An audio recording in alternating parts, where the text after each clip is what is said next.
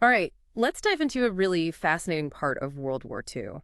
One that a lot of people haven't even heard of. Okay. It's called Operation Exporter. And, well, it might not sound very exciting at first, but trust me, this campaign is full of twists and turns. Yeah, it really I is. mean, just imagine this Australian troops fighting the French in the middle of World War II. It's a story that often gets overshadowed by the larger events of the war, but it's crucial for understanding the complexities of that period and the strategic importance of the Middle East. Exactly. And to really grasp what went down, we need to set the stage a little bit. So we're talking about 1941. Right. The world is at war. The outcome is still very much uncertain. And in this context, the British launched this operation in Syria and Lebanon. A region that was absolutely vital to the British war effort for a number of reasons. Yeah, I mean, we're talking about a time when oil was absolutely essential for any kind of military operation. Absolutely. Oil was the lifeblood of modern warfare, and the Middle East held vast reserves of it. So for the British, controlling this region was paramount. So any sign of the Axis powers trying to gain influence there was a huge red flag for them, right? Exactly. The British were deeply concerned about Germany and Italy getting a foothold in the Middle East. It would have threatened their access to those vital oil supplies Yeah. and could have had a disastrous impact on their ability to wage war. Okay, so that explains the British motivation. But here's where things get really interesting.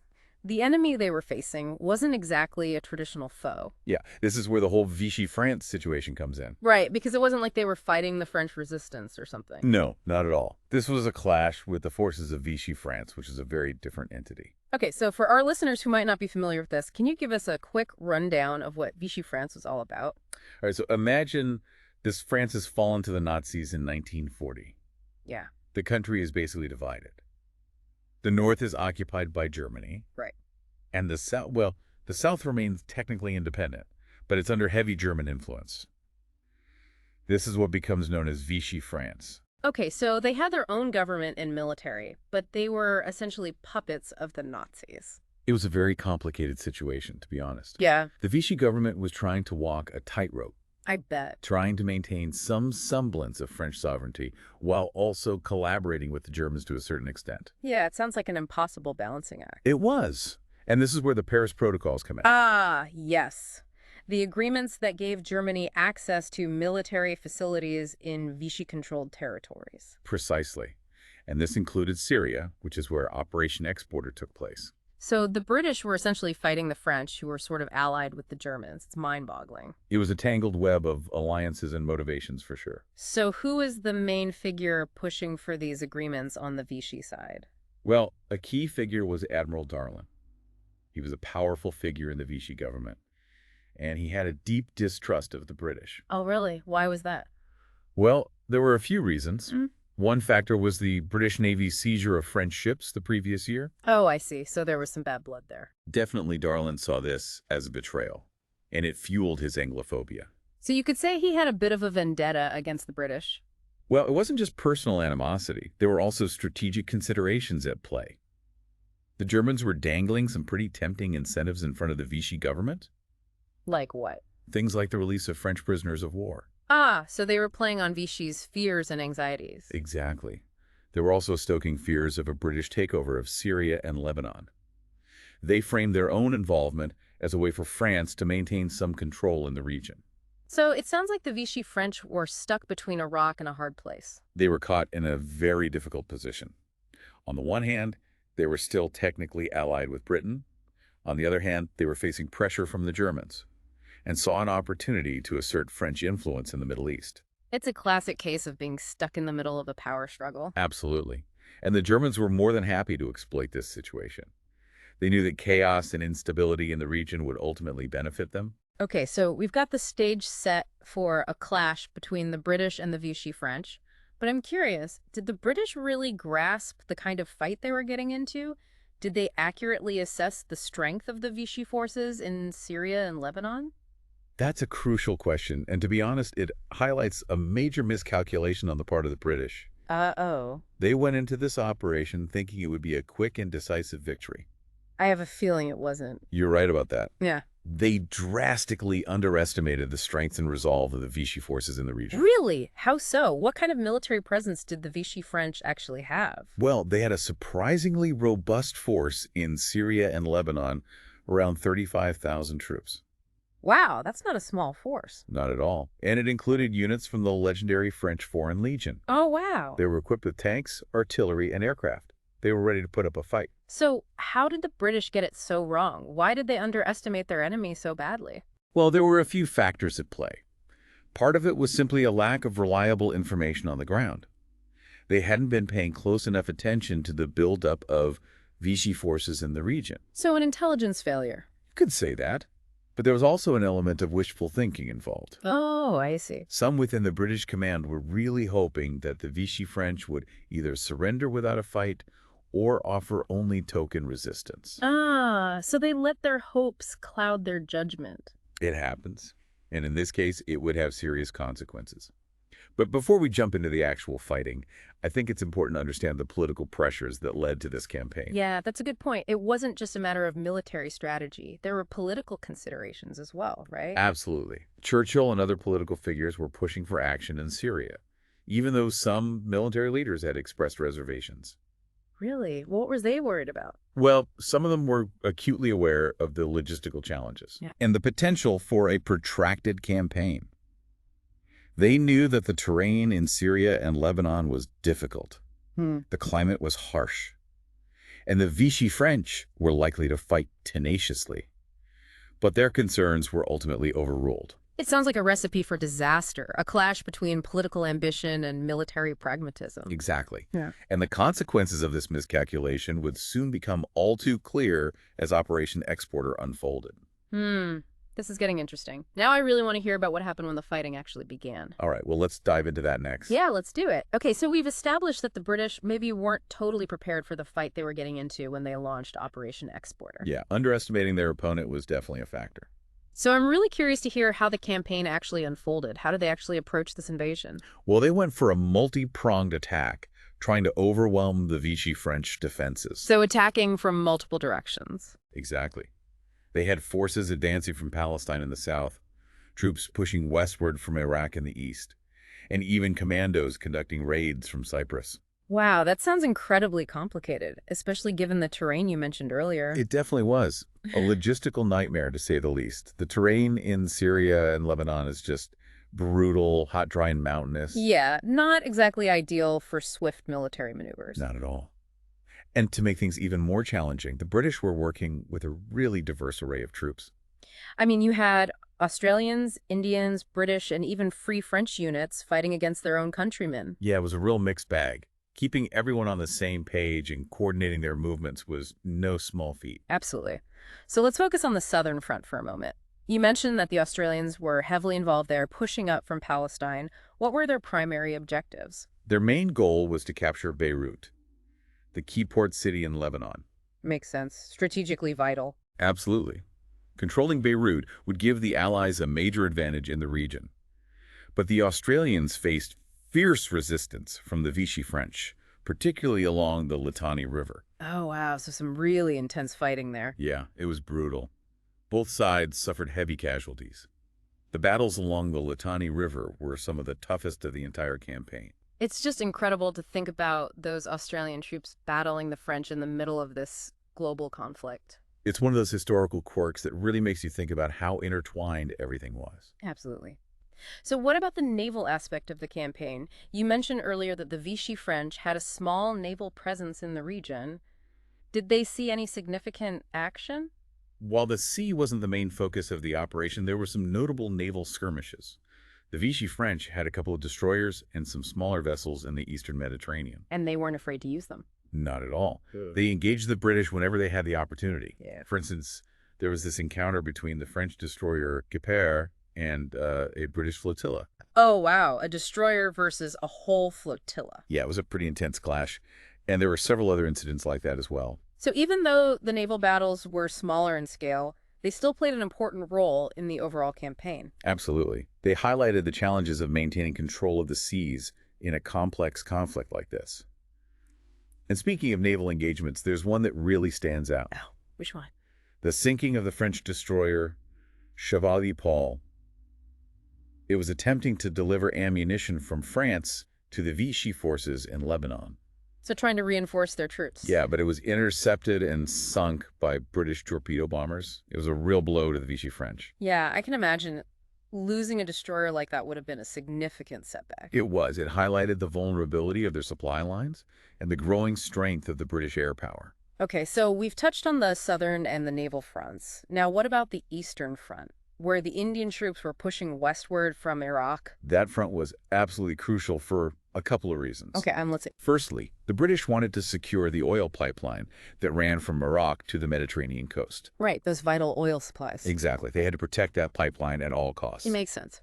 But what was the other strategic objective on that front? The other key goal was to disrupt the Vichy French supply lines and put pressure on their forces defending Damascus. So a two-pronged approach. Exactly. And the Indian troops, under the command of William Slim, proved to be incredibly effective. Wasn't he a pretty renowned military leader? Oh yeah, Slim was a master of desert warfare. He really knew how to fight in those challenging conditions. Interesting. And his troops captured some key objectives, right? They did. Places like Palmyra and Deir ez-Zor, they outmaneuvered and outfought the Vichy French time and again. So you've got this multi-pronged attack developing Australians pushing north towards Beirut Indians, advancing west towards Damascus, and smaller units, including those commandos operating from Cyprus, harassing the enemy behind the lines. It sounds like they were really trying to keep the Vichy French off balance. That's exactly right. The British were trying to stretch them thin, force them to fight on multiple fronts, and exploit any weaknesses they could find. It's a classic stratagem. It is. But that doesn't mean it was easy. They faced some serious setbacks, especially in the early stages of the campaign. I can imagine. What were some of the biggest challenges they encountered? One of the most significant hurdles was the air war. Initially, the Vichy French Air Force actually had the upper hand. Wait, really? You're telling me the British, renowned for their air power, were actually outmatched in the skies? Yeah, it's surprising, isn't it? It is. What happened? Well, a few things. Right. The terrain wasn't ideal for air operations. Yep. And the British had underestimated the strength of the Vichy Air Force. There's that underestimation again. Yeah, it came back to bite them. They simply weren't prepared for the level of resistance they faced in the air. So how did they turn things around? How did they overcome this initial disadvantage? It took time and reinforcements. The Royal Air Force and the Royal Australian Air Force gradually brought in more aircraft. What kind of planes? Hurricanes and Tomahawks, mostly. They established forward airfields, improved their logistics, and learned to adapt to the challenging conditions.